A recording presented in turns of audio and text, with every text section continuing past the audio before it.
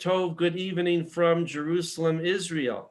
This is Lowell Joseph Gallen, founder of the Root and Branch Association Limited, established 40 years ago in New York State, and God of Israel bless America, and now celebrating our 40th anniversary, 1981 to 2021, 40 years young. And we are also celebrating the 26th year of our English language conference and lecture series broadcasting from Jerusalem, Israel. And we're very happy to have this evening Mr. Yair Davidiy, who is going to be introduced by Dr. Les Glassman, the episode 1 of our monthly seminar for our Root and Branch Association Lost Tribes Fellowship. Now, we are broadcasting from the land of Israel, city of God, Jerusalem, hill of the priests, Givat Hanania, Abu Tur, overlooking Mount Moriah, where we believe that the third and final Israelite temple of Jerusalem will soon be under reconstruction and stand forever, as per the prophet Ezekiel. Please see the biblical book of Ezekiel, chapters 40 through 48.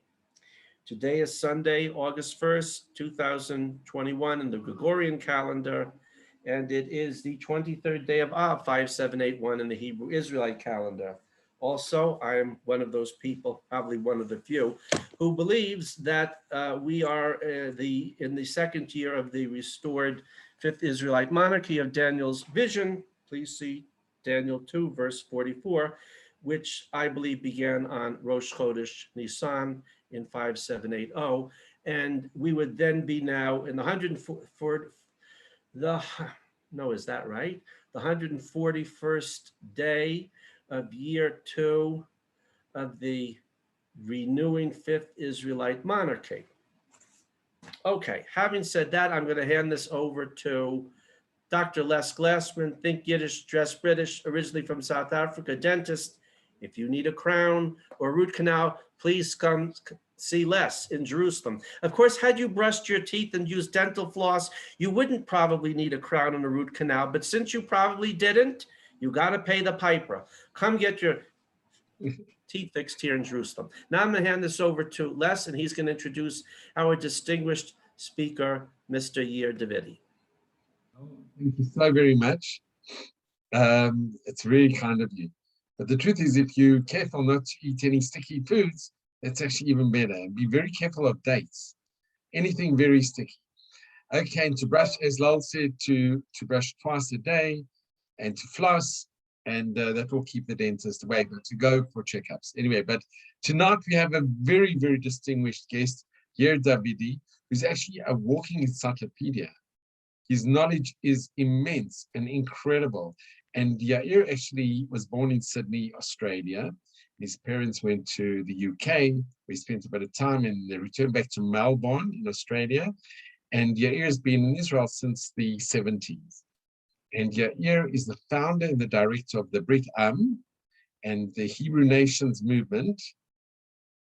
And also, very involved in the Lost 10 Tribes.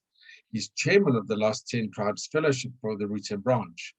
And we got a glimpse into your incredible knowledge in our last session. So we eagerly await your presentation for tonight, because it's such an incredibly important subject. And there are many, many organizations that have links to Judaism and have customs similar to Judaism. But you are the expert, you are a walking encyclopedia, especially with regard to the Lost 10 Tribes. So without any further ado, our esteemed guest, Mr. Yair Davidiy.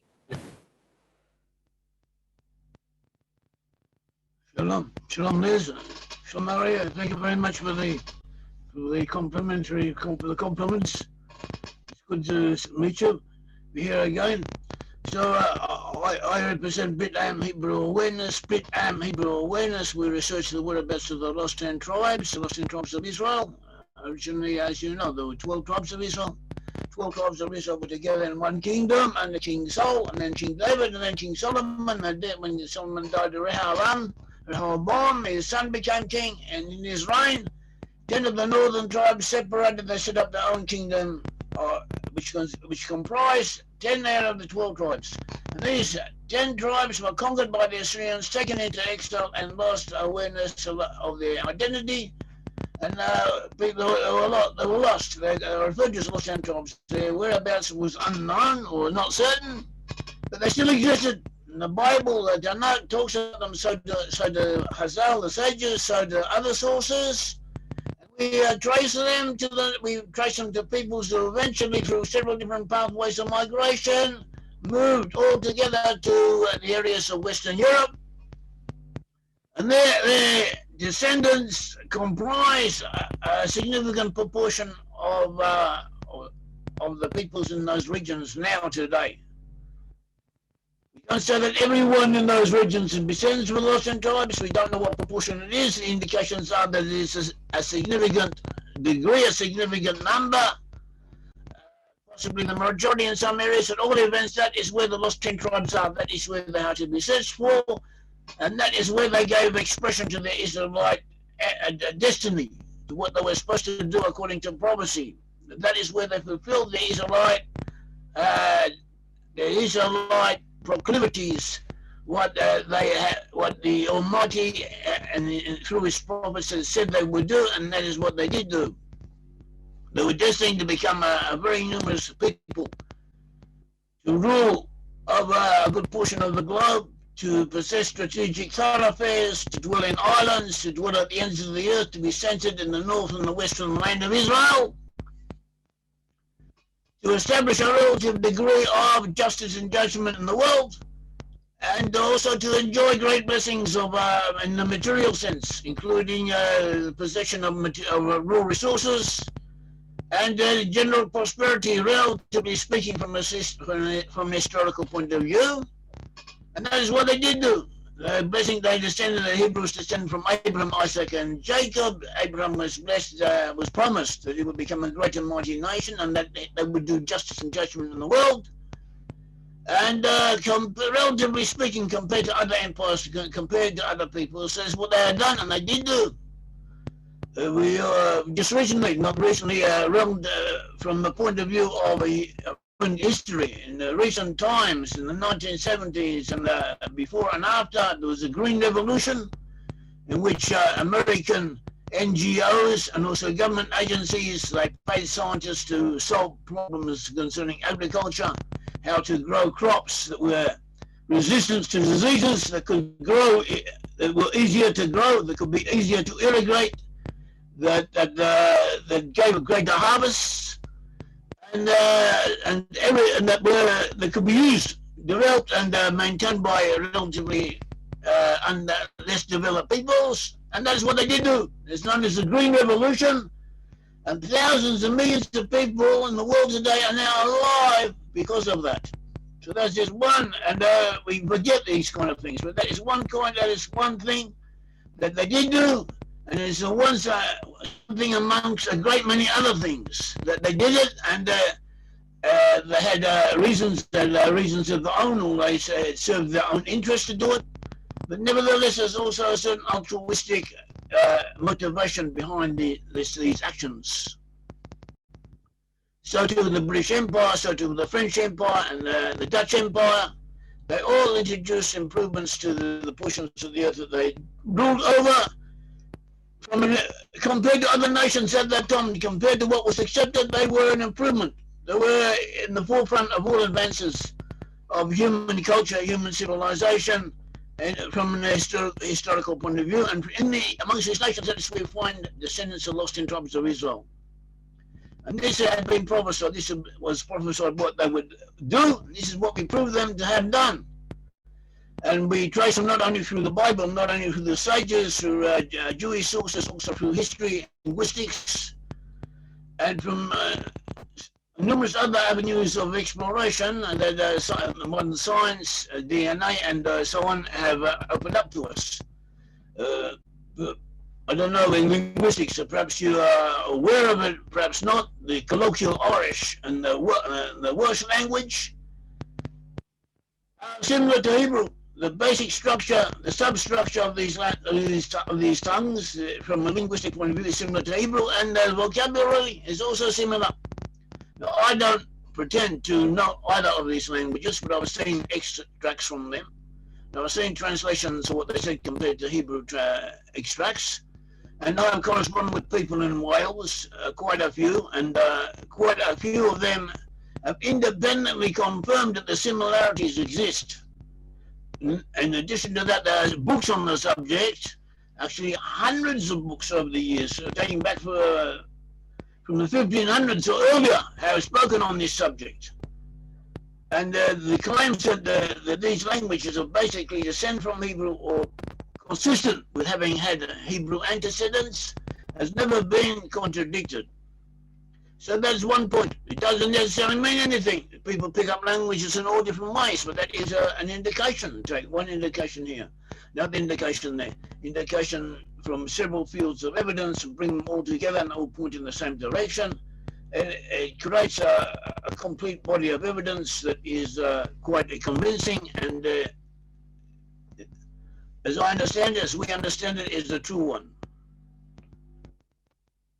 So that is what we are. That is what we have done.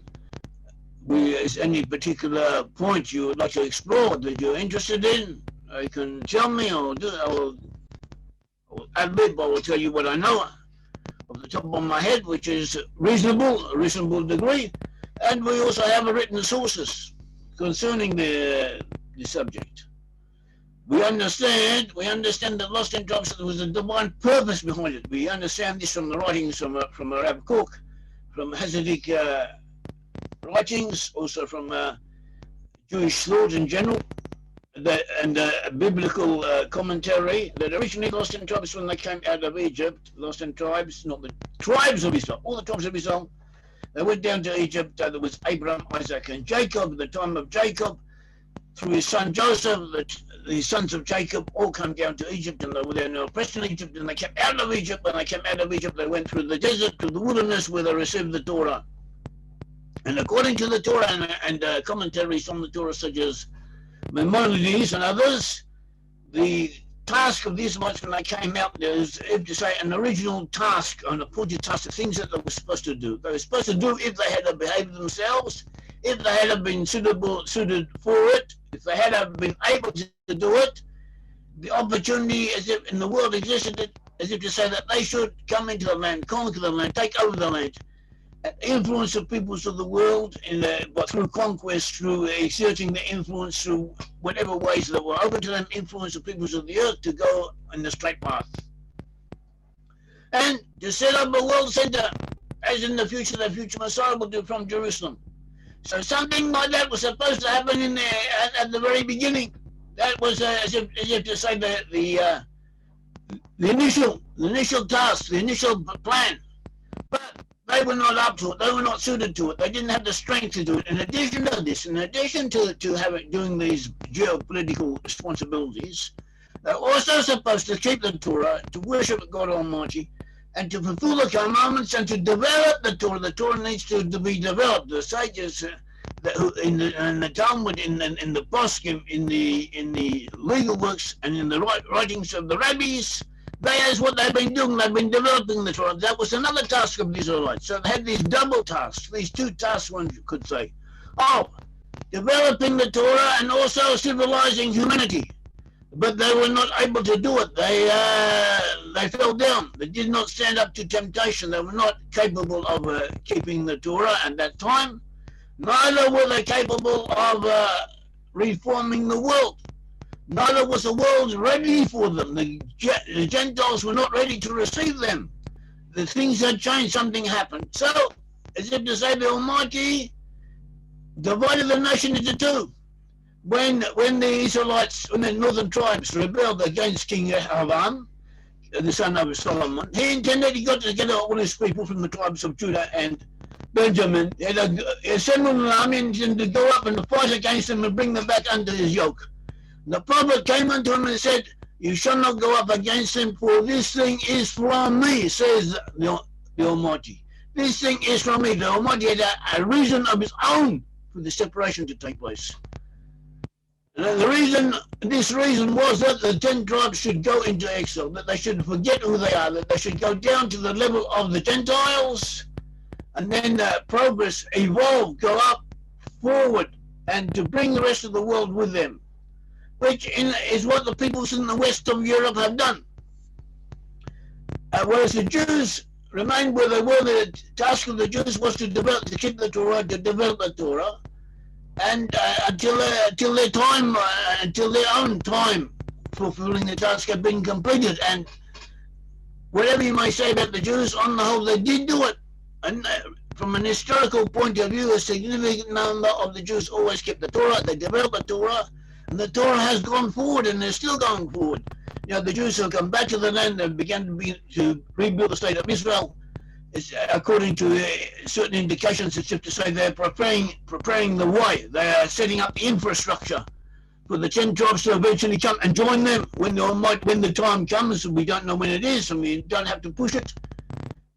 We just have to do what we know has to be done, and we understand what has to be done at present. Is just to further knowledge, to let people know who they are and what is going on, and let things go ahead as divine providence wants them to. Our task is to just spread knowledge of these truth.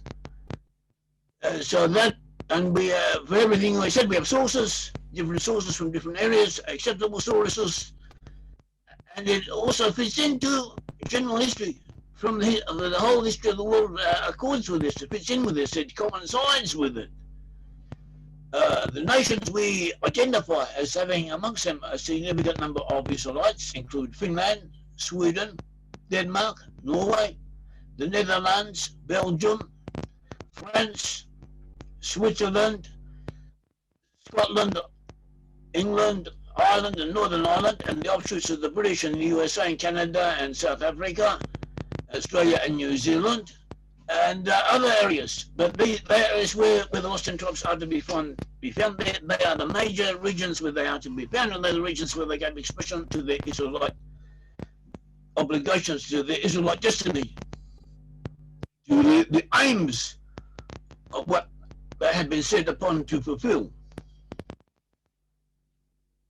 That is how we understand it. We can give details concerning any aspect of this that might interest whosoever, and we consider this to be very important. There is a problem, there are a lot of problems in what we are saying. People can point out to the predominance of anti-Semitism, of anti-Jewish sentiment in some of these places, not all of them. In some of these places, you have a lot of anti-Semitism. You have this in Ireland, you have it in Switzerland, historically.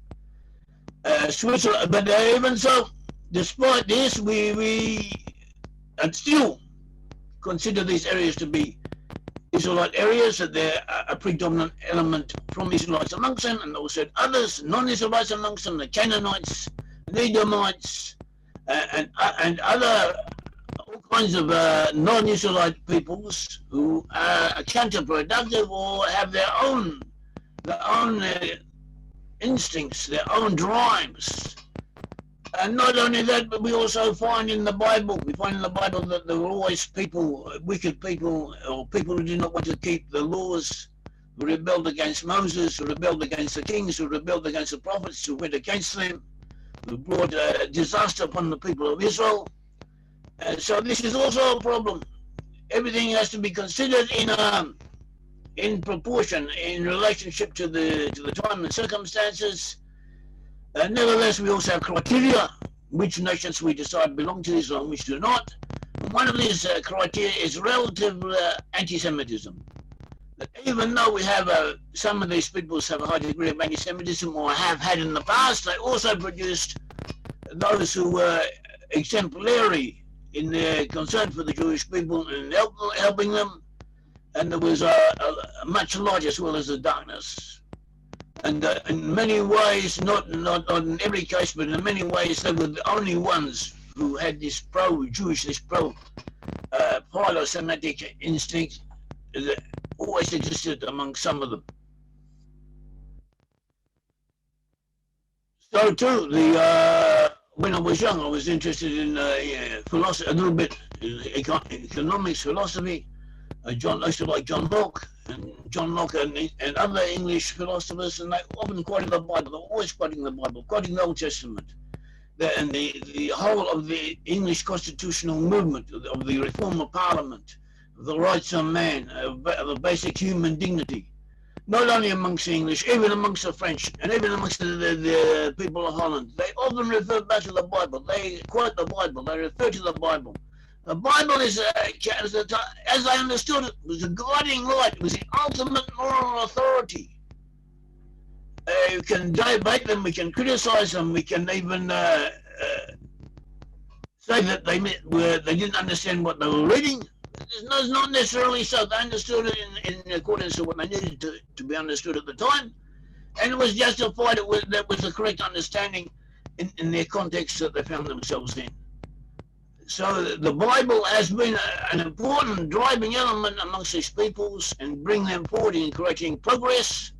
And everything, all progress that we now have in the world, everything you have, China, Russia, India, they're all in effect imitating Western nations.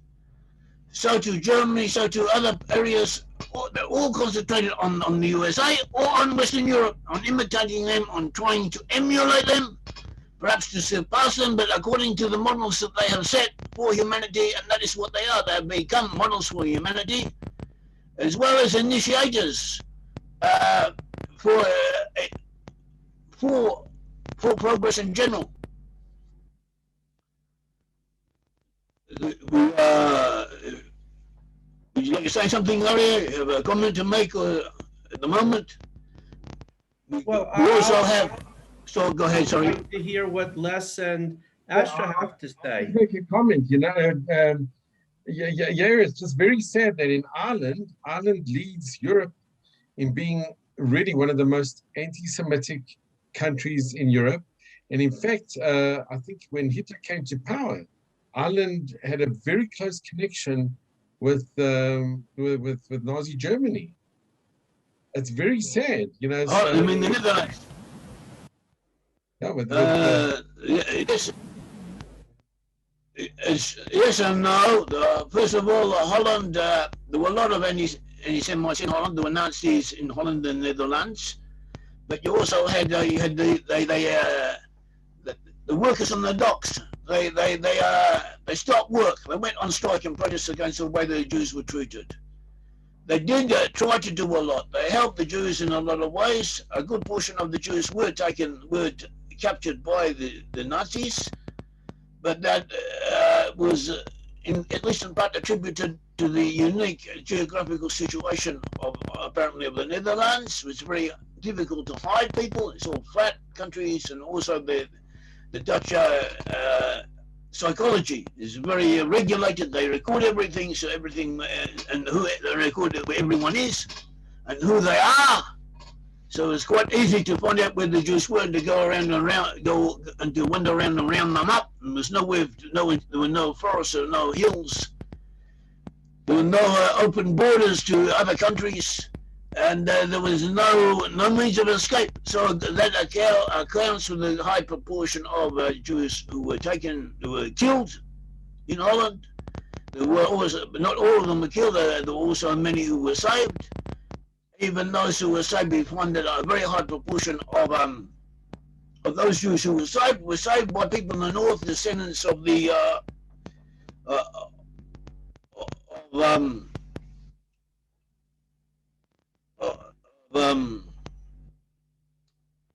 descendants of extreme Protestant groups from Zingwil in Holland, Zingwil in Switzerland. What was the name of the type of Protestantism in Switzerland? Calvinists, maybe. Calvinism. It was a type of Calvinism. In the north of Holland. Sorry. I just mentioned, I've met with survivors from Holland, and there's a survivor that told survivors, people that were hidden, and they mentioned that their sister was taken by partisans, Dutch partisans, and some were actually killed because they were helping to hide Jewish children. So there were quite a few Dutch that actually endangered their lives in order to save Jewish children as well. So you had those that hid, many by the gun. We have quite a few families that were hidden by righteous Dutch Gentiles living here in Beit Vegan. So you have those that were informers and those that were saving, that saved and risked their own lives. It's this dichotomy, this difficulty. But there were those that risked their lives and the lives of their families in order to save total Jewish strangers, children, and then you had those that were informers as well. So it's a very double-edged sword in a way. Yes. And that's true. And also you had in the north of Holland, you had a concentration of descendants of Calvinists who followed the religion of Calvin. And even though Calvin himself was anti-Semitic, a large number of people who followed the different religious sects based on his teachings seem to have often been pro-Jewish, more pro-Jewish than other groups. And a good portion of the Jews who were saved by those people. And apart from that, we should also point out that from the very beginning, the Dutch republics, Dutch republics were first under the Spanish, from the very beginning when they rebelled against the Spanish and asserted their independence, they were relatively speaking pro-Jewish. The Anusim, the Marranos from Spain would come to Holland and they would be allowed to practice their religion. First they had to pretend to be doing something else, but very soon they were allowed to quite openly do it. And for quite a while, Holland was a bastion of pro-Jewish sentiment or pro-Jewish policies, of tolerance for the Jews, especially compared to the countries around them, compared to the states of Germany, compared to the Holy Roman Empire, compared to where they were coming from. They were the beginning of something good. So this still has to be acknowledged.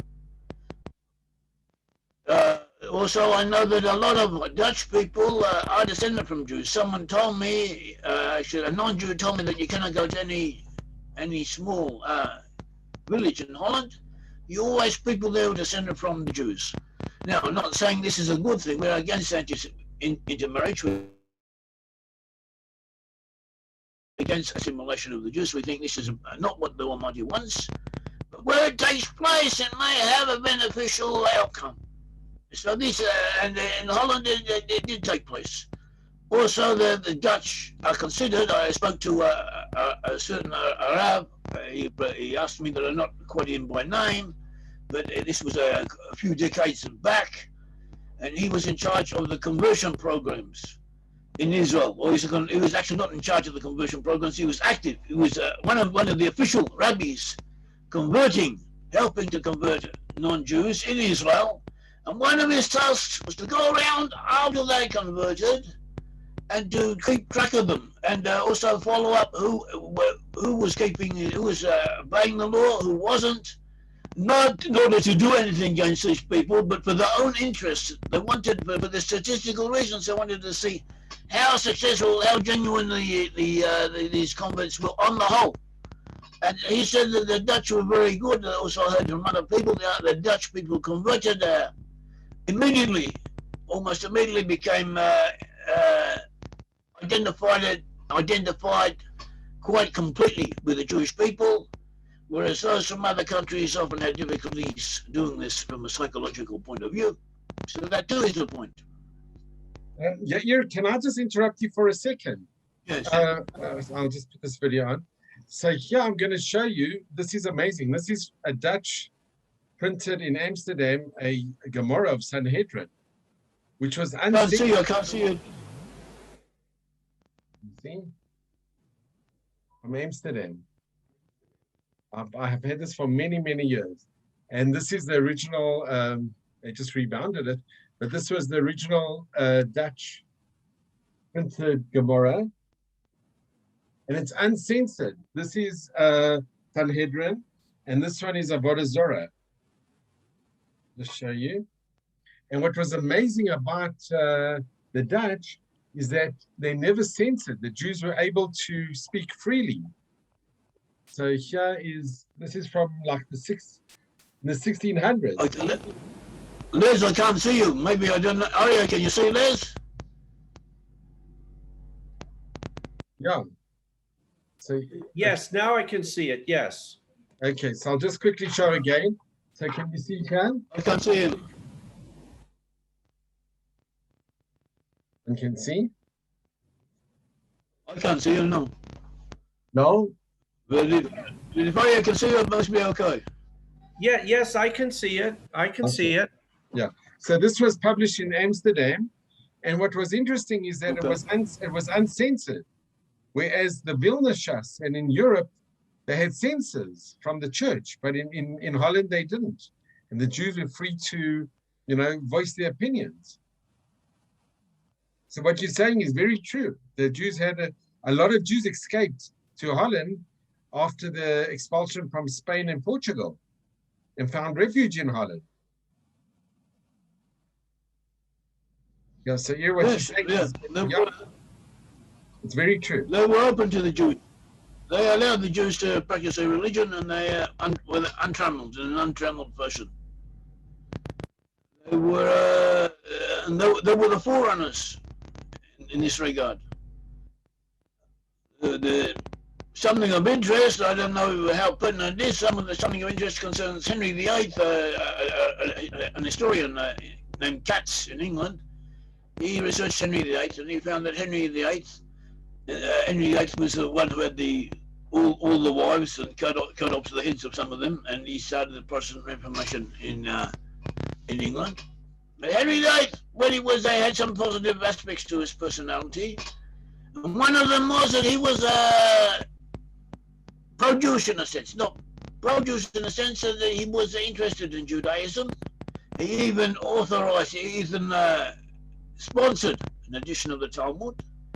He wanted to learn it, and he married Catherine, the widow of his brother, and after that he wanted to divorce her, and he claimed that, according to the Bible, she was illegally married to him.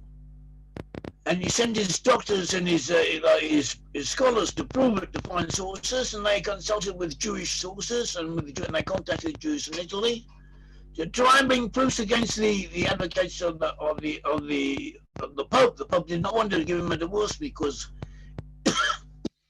his wife was a niece of the Holy Roman Emperor. At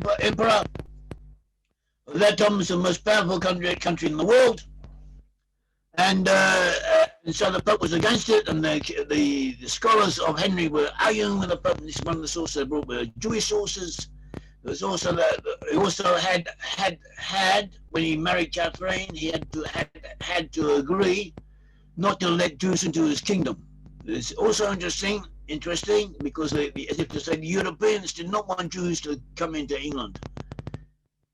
And even when they expelled the Jews in 1290, that was because of the Pope, and one of the reasons was because they were afraid of the influence the Jews would have on the English. Henry VIII was a musician. Green Sleeves is supposed to have composed himself. He was interested in music, and he had his own musicians, his own singers from Italy, and every one of them was actually a Stefano Marano, Jewish. And they were singers at his court, and the papal representatives at his court, this was before he divorced Catherine, the representatives of the King of Spain were at his court because his wife, Catherine, was from Spain.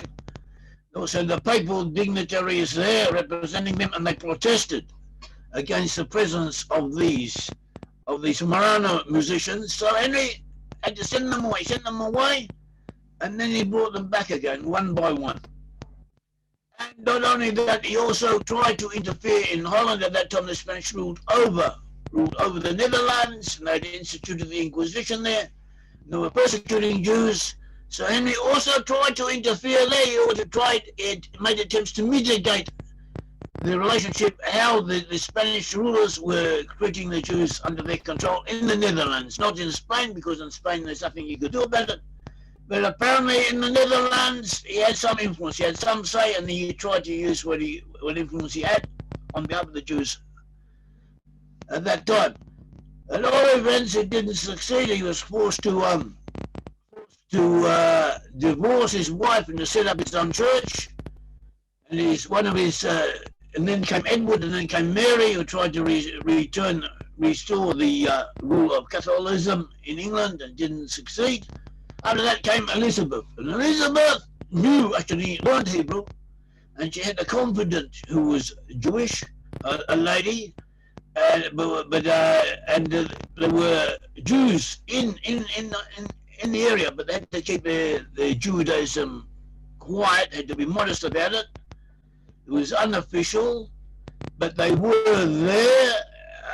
She also had a doctor, Sephardic doctor, who was a Jewish, who was accused of trying to assassinate her, and he was put to death because of it. Apparently it was a false accusation. But what's interesting that even though he was falsely accused, and he was executed for allegedly planning to kill the Queen, no outbreaks of anti-Semitism, no anti-Jewish sentiments were expressed because of it. It did not reflect upon the Jews in the area as it would have done anywhere else. So these are points of interest that are worth considering. That together with the prejudices against the Jews, the anti-Semitism that always existed, always also there were fields of light. There were things where a certain empathy with the Jews expressed itself, and always had. But you just have to, sometimes you have to look for it. Sometimes it's right there, right staring in your face. So, and this is one of the points that when we try and identify to decide who belongs to Israel and who does not. That is one of the points we use. What do you mean who decides? We're not deciding. It's just that we go according to the Bible. We go according to the history, and we find that the people who we believe descended from Jews, they were in Russia. They moved to Germany. They moved from Hungary. They moved into the West. They moved into Western Europe. And how do we know that they stayed there? How do we know that they stayed in certain places? How can we say that they stayed in one place and they didn't all stay in another and they sent a minority forward? There are other considerations. So in addition to having to have proof of the Israelites' descendants, groups were we identify as descended from Israel, having passed through a certain area, we need criteria to decide whether they were Israelites or not, and whether the descendants of Israelite stock or not. And one of these criteria is a relative degree of anti-Semitism, and so this is worth considering. Another criteria is social justice, how they treat each other. Relatively speaking, the blessings that they have received according to the Bible, the fulfillment of biblical prophecies, and they do, and we apply, and this works. These criteria that we apply, they fulfill themselves. The proof is in the pudding. We find that peoples we are able to determine that consisted of a certain number of Israelites amongst them, acted in accordance to how we would expect them to do so. And to a degree that is worth appreciating. We should also know that all the Jews that came from Russia in recent years, it was likely because of Ronald Reagan, or in part due to him and the pressure he exerted on the Russians at the time when they were vulnerable and they needed the help of the West. So Ronald Reagan said they were prepared to do it. They would help them, but on condition that they let the Jews go free to fulfill their religion, as Reagan himself said. And because of this, the Jews from Russia were unable to come. And so this is an achievement, something they did do. We have many considerations can be made. We can also have the problem, or not the problem, we have the situation in Palestine. The situation in Palestine, that the Balfour Declaration in 1917, the Balfour Declaration was issued, and after that the British began to set up the State of Israel, or to lay the foundations for the State of Israel. There was a problem that amongst the administrators and the British people in the British military, they were against the Balfour Declaration, and they worked against it. That is to say, 1917 the British conquered what became Palestine. Also, 1917 the Balfour Declaration was issued. It was only until about around 1920 or later, that the Balfour Declaration was officially made legal, a legally binding document, but they were working as if it was already in place from the very beginning. And you had members of the military administration and British bureaucrats who were against the Balfour Declaration or pro-Arab and worked against it.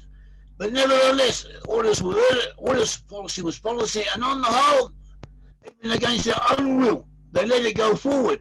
They enabled it to continue. And they were not all of them. Some of them were very strongly in favour of the Jews. Some of them were not. And the relative proportions of who was for the Jews and who wasn't sometimes changed. Also changed according to circumstances. But the overall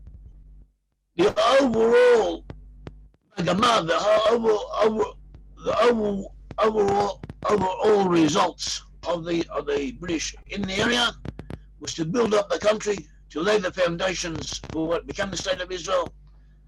And to a good degree, it is thanks to them that we have what we have now.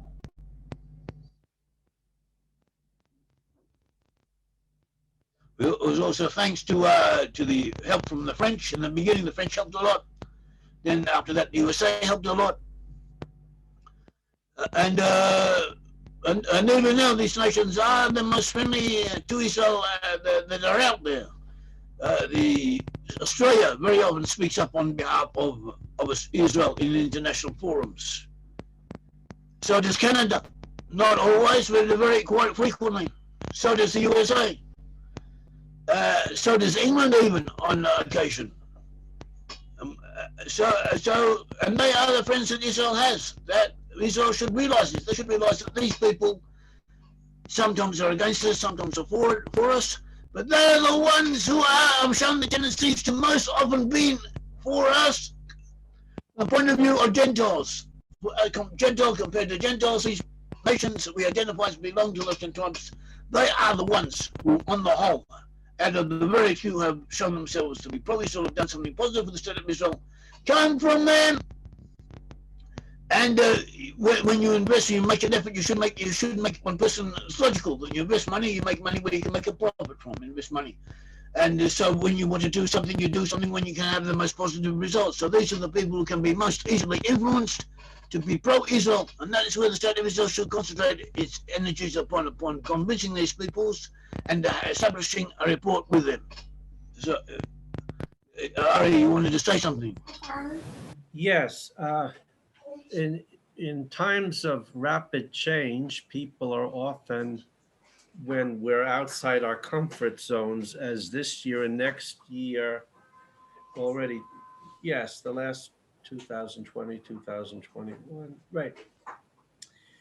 The world is being prepped for a big change, good or bad. And people are then more open to new ideas when they're our comfortable, whatever comfortable or routine or familiar lives start to fall apart. To what extent have you noticed over the last 2 years an increase in interest in these subjects by your many contacts in these countries? To what extent are these ideas spreading? Also, the time has to be right to spread ideas. And I personally believe that in the next 2 Hebrew years, the time will be very right to spread ideas. So what kind of responses are you getting now, recently, to these subjects, especially as the Christian churches get tired, especially now for Christians who don't believe in a premillennial return of Jesus? What does that mean? Let's explain that for our audience. Those are people who believe that Jesus will come back to inaugurate 1,000-year millennial kingdom. Now, there's some form of Christianity which believe, no, there'll be no premillennial return of Jesus. He came, and then at the very end of time, he'll come back, and there is no 1,000-year millennial kingdom. But many Christians, including many Catholics, do believe that. And they have a problem, which is that he didn't come back. And then those of them who believe in the pre-tribulationist rapture, Scotty, beam me aboard, they're still here. So it would seem to me that this is a very good time to transmit traditional Jewish ideas to the nations. However, the state of Israel as we know it now does not seem to be the right vehicle for transmitting those ideas, because most of the people in positions of power and authority not only don't believe them, but find them ridiculous and alien. And they're certainly not the ones. There's no point in transmitting ideas you don't believe in. So what have you found from your what is the expression, ears to the ground in these countries all over the world, among your contacts in these countries that believe that they are from the lost tribes? And regarding that, someone's ethnicity has nothing to do with their political or religious beliefs. Someone can be from the lost tribes and become a Scientologist or a Rastafarian or any number of religions or ideologies made to see. It has nothing to do with anything. If you're ethnic Japanese, you're ethnic Japanese. Whether today you're a Seventh-day Adventist and tomorrow you're a Rastafarian and the day after that you're a Scientologist, that's your religious beliefs. That's not you're Japanese, period. So the fact that these countries, unfortunately, were plunged into spiritual darkness, terrible darkness by the Christian churches in general. Yes, there's exceptions, and I'll be talking about those too in a monthly seminar on philo-Judaic movements within Christianity and Islam. Those will be two separate seminars beginning soon. What has been your experience talking to the people you know, because you've been in contact with these people for 20, 30, 40 years? Yes, but I have. So I've been ups and downs. It's been up and down. We went through a period when we weren't moving forward, but recently it's been going ahead, slowly but steadily. It's been, we have a steady following, one could say. At the beginning, a lot of people came to us because they were interested in returning to Israel straight away. They thought it captured their imagination of what's called the Ephraimite movement and other movements, and they wanted to come back to Israel and settle in Israel and be accepted as the same as the Israelites, as the same as the Jews. And they thought we might be a means of doing this. So we're against that, to tell the truth. We're not against it. We are against this approach. There's nothing to do with us. So many were disappointed, so they went elsewhere. But despite that, people come to us because of what we teach. People come to us primarily because of what we teach. There's a lot of intellectual material there. It requires a certain effort to follow it. A certain scholastic orientation, one could say, or a deep inner drive to attach themselves to us. And people have been attaching themselves. We have a numbers have increased, and also the quality of people coming to us is quite impressive. Some of those who come to us, not only do they follow us, learn from us, they also contribute. Some of them have been doing their own research along these lines and finding their own material, which is of great value. So this is also a new development. There are other people out there, and they're coming in, they're joining up with us. And so this too may develop in a positive way. So that's all I cannot say, because we also had financial problems of moving forward, and we overcame them in part, and we are going ahead. But have not been an overwhelming success in this regard. As you yourself probably know, you've probably met more people than I have who believe they're from the Lost Tribes. They're not intellectually interested in going into the subject very deeply. They just would like to be associated with the Jews and accepted as the Jews and come back to Israel without having to convert to Judaism, and impossible even to be allowed to try and convert Jews to their own religion. And this type of thing, which is not what we are involved with, this is something which we are against. So this is a reality, and you yourself are aware of it. Right. The numbers game, that doesn't impress me. So that I don't need to see millions of people suddenly. It won't happen like that. But if you look back 100 years ago, when World War I led to the collapse of three, the Romanovs, the Hohenzollerns, the Habsburgs, which compared to what came after them, all looked pretty good. These were relatively stable empires, and compared to what came after them, they all look pretty good, even the Romanovs. The collapse, social, economic, political, spiritual collapse in Europe opened the gateway for two Gnostic religions, Soviet Bolshevism and Russian Bolshevism, communism, and German Nazism. And slowly, and then as there were the Bolsheviks took power already 1917, 1921. The Nazis actually wasn't until 33, but slowly but steadily they were gaining power. Remember, numbers don't mean anything. Ideas move under the surface in the minds and hearts of humans. As Victor Hugo said, there is nothing greater than the tramp of the boots of mighty armies is the power of an idea whose time has come. The Nazis started as 7 men in a beer hall in Munich, creating a little party in 1919. So numbers can be very deceiving, but their ideas had great power. Hitler was a tremendous orator. Mein Kampf became a bestseller. He used the money from Mein Kampf to buy Berchtesgaden, which became one of his retreats. So the fact that it may seem nothing is happening, then all of a sudden you have the French Revolution or the Nazi Revolution or the Soviet Revolution.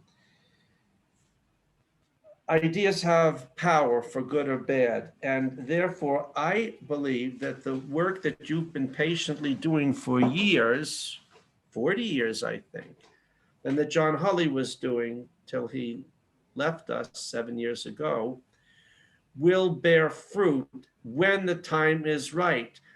Is that time now? I think it's coming very soon, especially if in the next year or two, we see a continuation of what went on with shutting down of the world's economy, shutting down of the world's societies. I'm not even going to deal with the question of was it the right thing to do or not.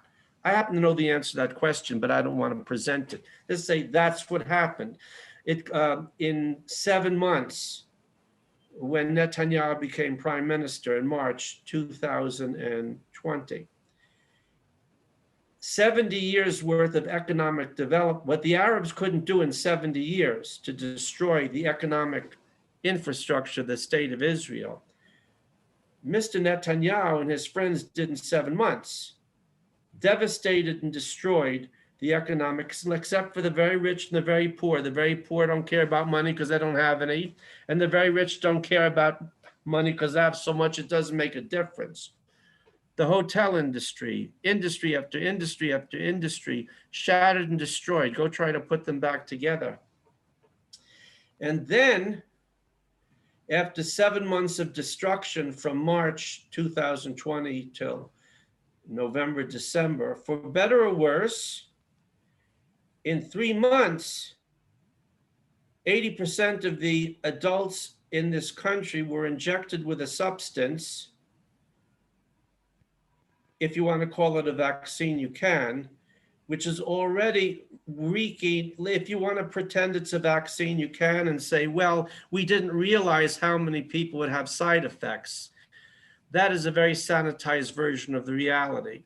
If you want to say that, and then we're in Alice in Wonderland, the number of people with side effects from the vaccine, and I put vaccine in quotes because it's not, is astronomical and catastrophic. The number of dead and injured is mounting by the hour in Israel and worldwide. And the ability of the government to suppress that information is breaking down. And Israel's already in big trouble. the state, because when they had evidence, which they don't even deny, that the substance, I put vaccine in quotes, causes heart damage, they didn't share it with the other countries, which then said, oh, look at the model Jews. They're so model, they're so good. They all got on the train to Treblinka like nice little Yidden. And it's a model country, and they've all been injected. They solved the problem.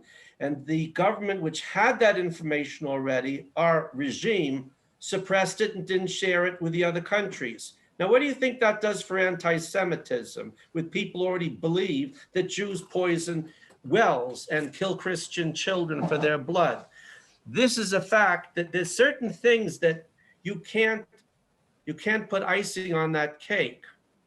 So you have the destruction in 7 months of the economy.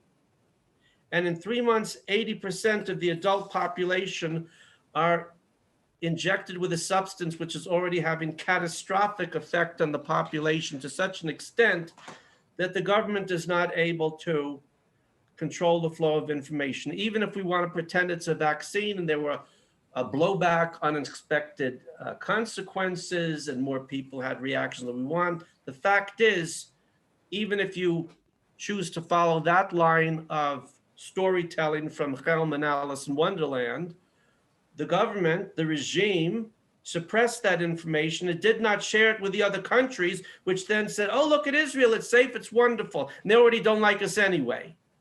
Now, my background is in my background is in public relations. What? Oh, just I don't know. This I've always been against conspiracy theories, as you know. Wait a second. Conspiracy theory is a nice word, but that doesn't help us. That's like saying, I don't want to take something seriously. I'll call it a conspiracy theory. That's the way we turn our brains off when we see things we don't like. The fact is that even what I'm getting at in terms of, that's whenever we see anything that frightens us, it's conspiracy theory. That term was introduced by the CIA after the questions were asked about the assassination of John F. Kennedy, so that serious people, you don't believe in conspiracy, you can even consider the question.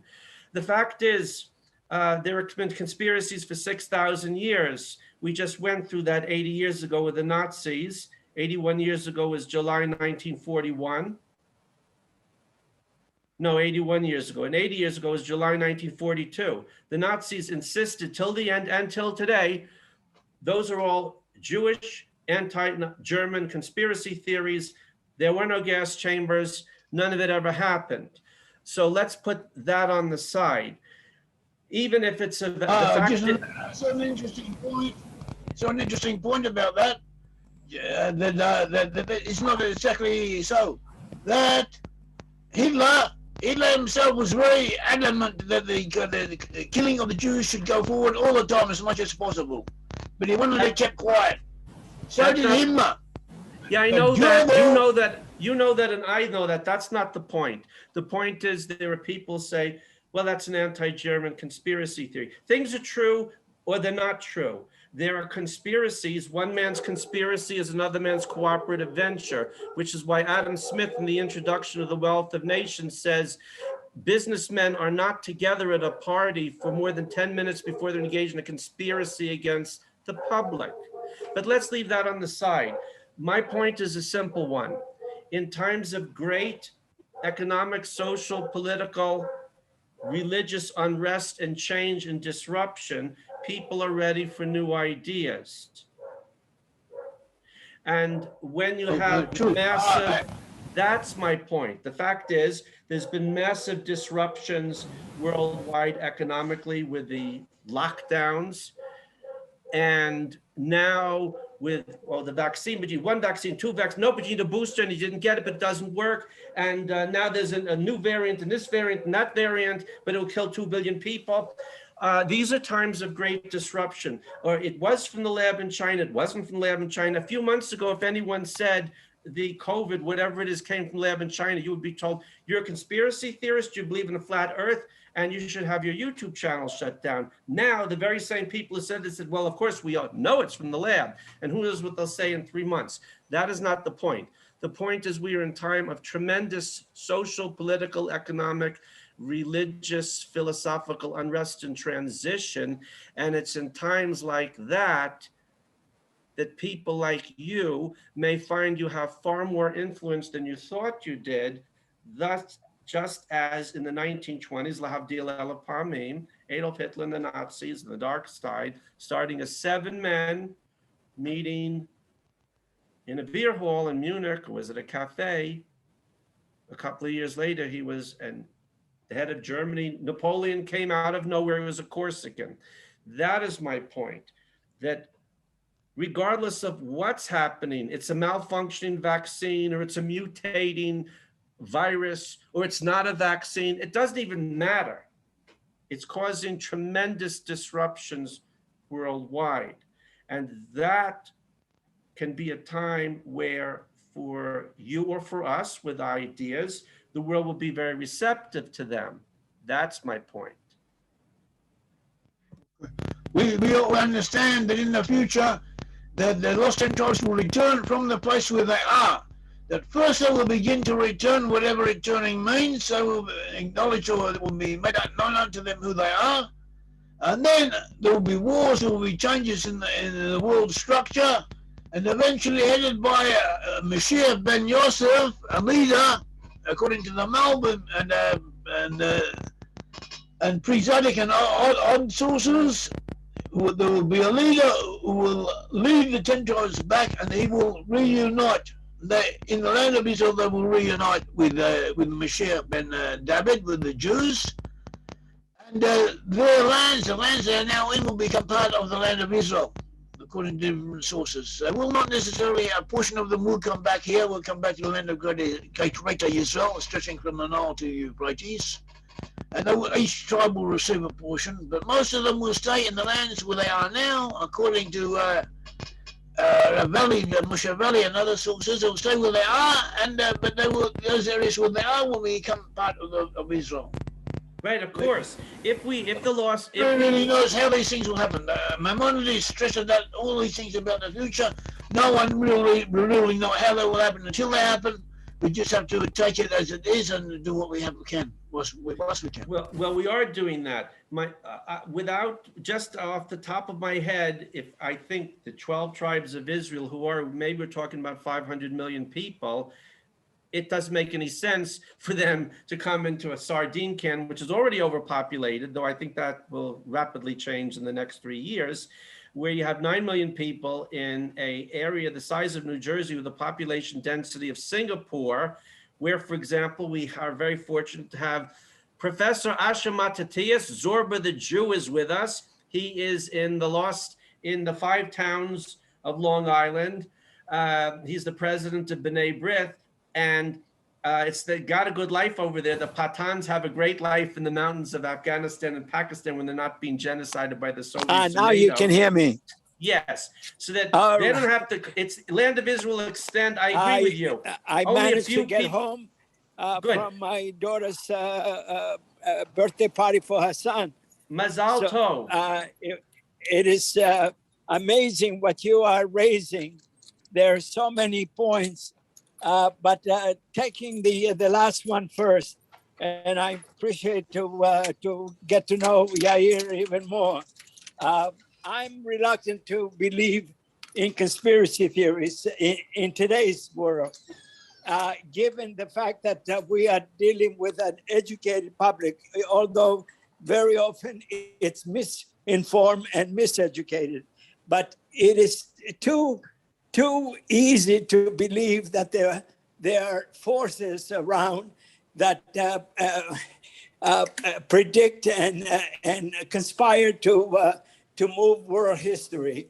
The media, the contending forces in the world make it impossible for anybody to get away with something like this for very long. That's one point. Second, about Israel, we fought more than 2,000 years for Israel to be established and to join the regular world order, so as imperfect as it is. And now it is a member of the United Nations of the world, and it's bound to be imperfect. You know, it is not a religious, not religious. It is not dominated by religion per se, and in that regard, it is also good. So, if it's imperfect, and if its governments are not ideal, and we know recently, of course, ironically, it was Bibi Netanyahu a couple of years ago who pushed to have the inquiry be completed about the abduction of Yemenite children, for example, at the birth of Israel's state. That's another point. A third, you are right, spot on when you talk about the destruction, the downfall of the three polyethnic empires after World War I. I don't think we are in any way better off being so ethnically cleansed with particular ethnic groups declaring their own independent status. I think that has created even more animosity among nations, and we are less secure in today's world, given the fact that so many want to have atomic weapons, back to the atomic race. So you're right about that. However, I, of course, disagree with vaccines. That is not something that has been proved to be bad.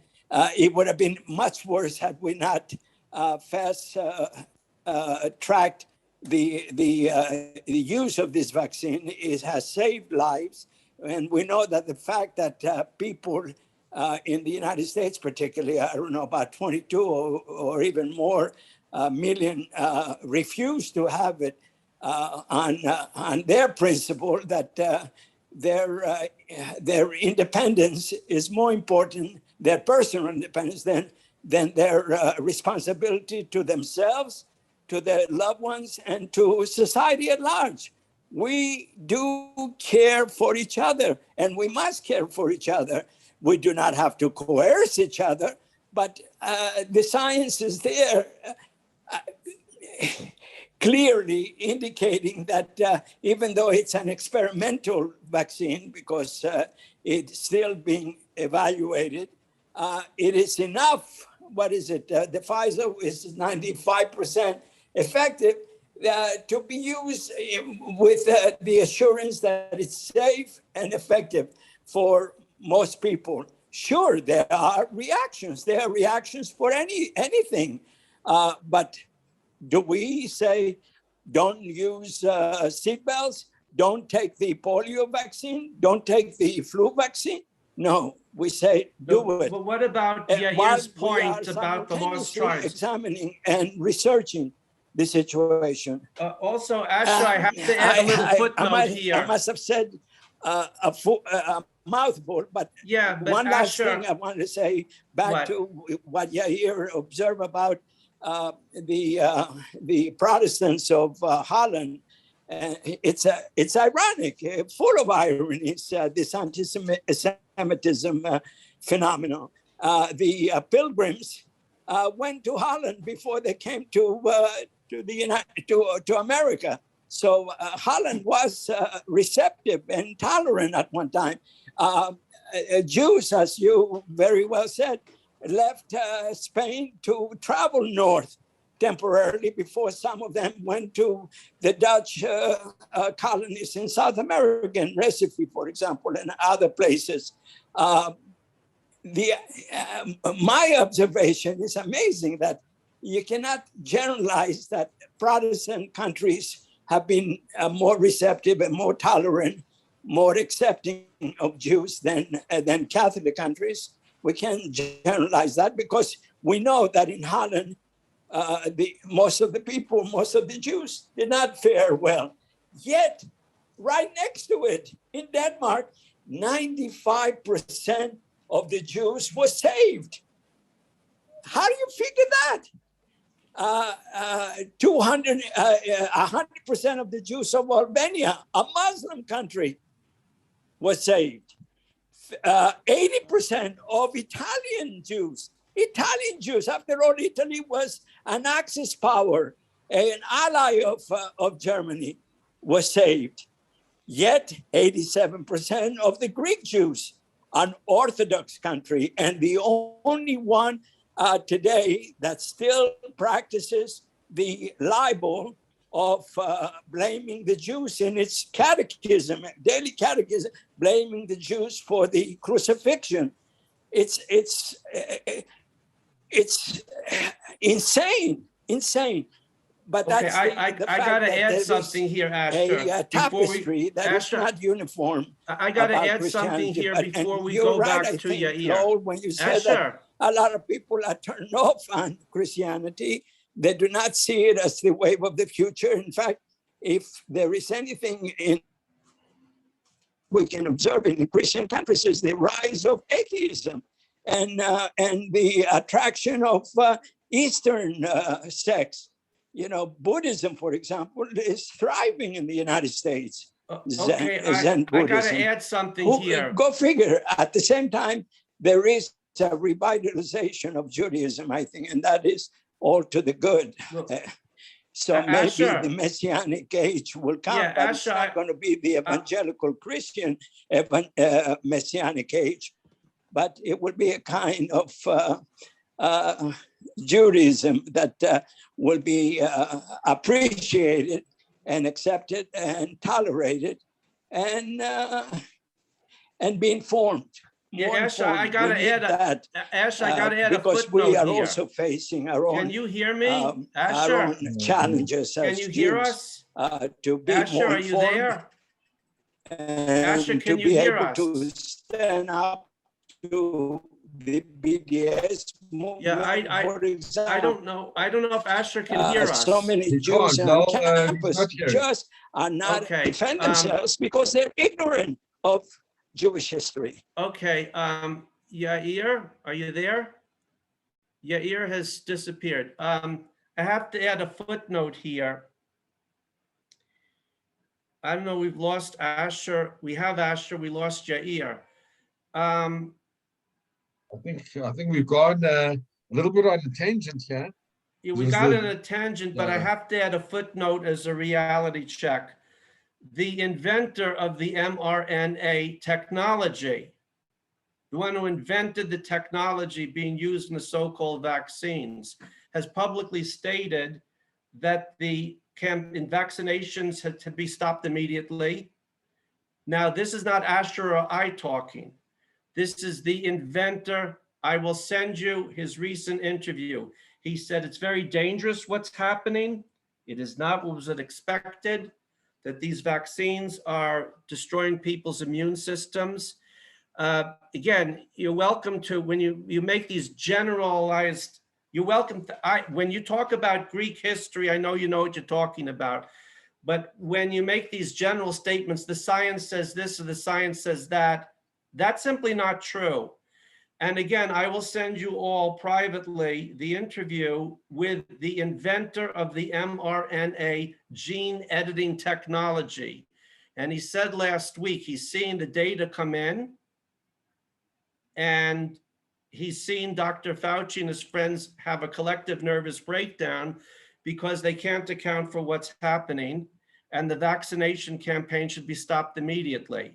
Now, if you want to tell the inventor of the mRNA technology you know better, you're welcome to do so. But I would think, as someone with a special major in the philosophy of religion and the philosophy of science, that when a scientist speaks, a real scientist speaks, especially the one who created the technology, one should at least do him the courtesy of taking him seriously and not saying, well, I'm a Jewish world leading expert, so I know everything better than you. Another one is Dr. Michael Yaden, who worked with Pfizer. And he said, this is very dangerous. You have to stop it right away before it does any more damage. Now, a person could say, I'm going to do it anyway. Fine. Now, these are serious people and have to be listened to. So general statements that it's 95% effective is simply not true. I don't know where you come up with these statistics. So I will send you all separately tomorrow. I think we lost Yair. I will send you the mRNA technology inventor's recent interview where he expresses his grave concerns. Let's see, Yair is coming back. Les, why don't you make some concluding remarks, because it's already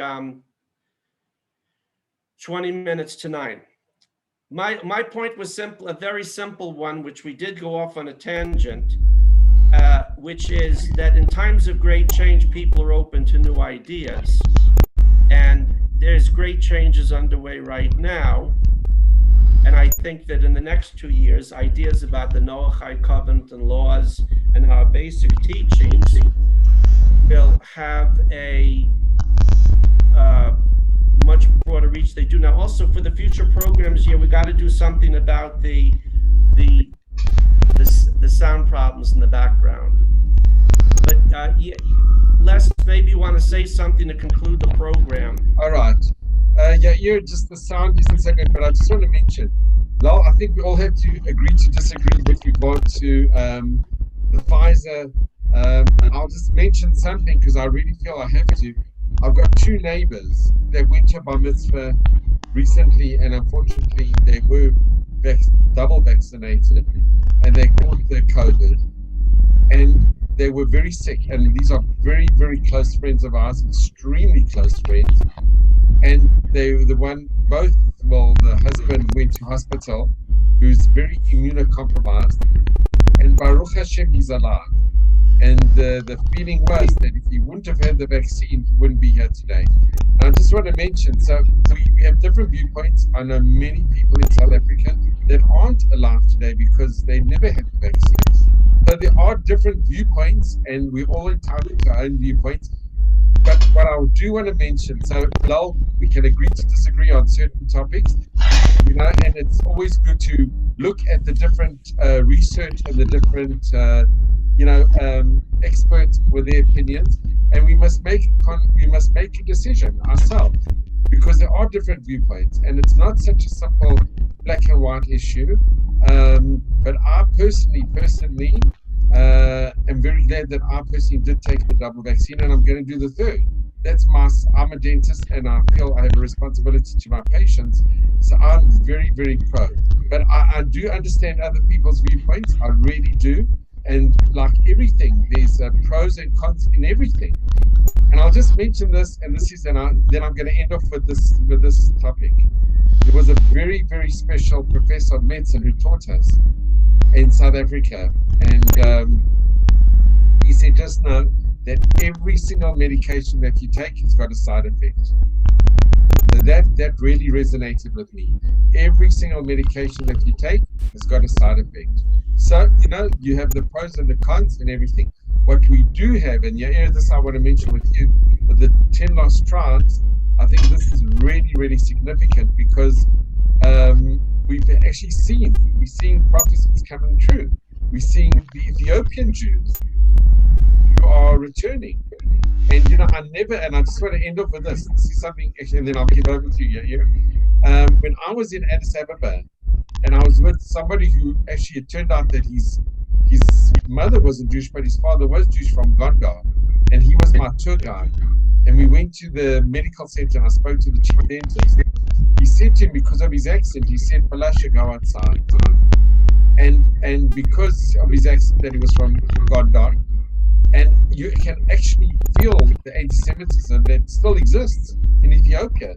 So the Jews that came back, the Israeli government did something quite a unique thing, that they brought back, and I think it's amazing that they brought back people that were living in huts.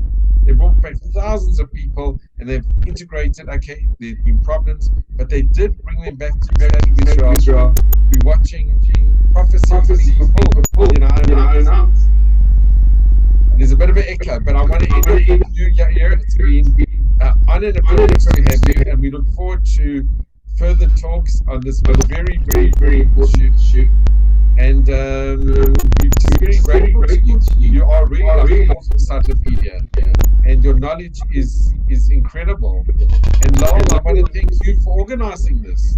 Without you, Lowell, we will be having this discussion tonight. And that you've organized the fellowship and the Root and Branch fellowship that we're having Lost 10 Tribes. It's wonderful. And I think debate and hearing different viewpoints is really very important on any subject. So, Lowell, if you want to end with some concluding remarks. So, Yair, I really want to thank you and Professor for joining us. It's been an honor and a privilege to have you. And we look forward to our next session. Okay, thank you. Shabbat Tov, everybody, and God bless. Thank you very, very much. Shabbat Tov. And Yair, join me tomorrow for my Zorba. You really should try to join because Asher is, as Lowell puts it, Zorba the Jew. Okay.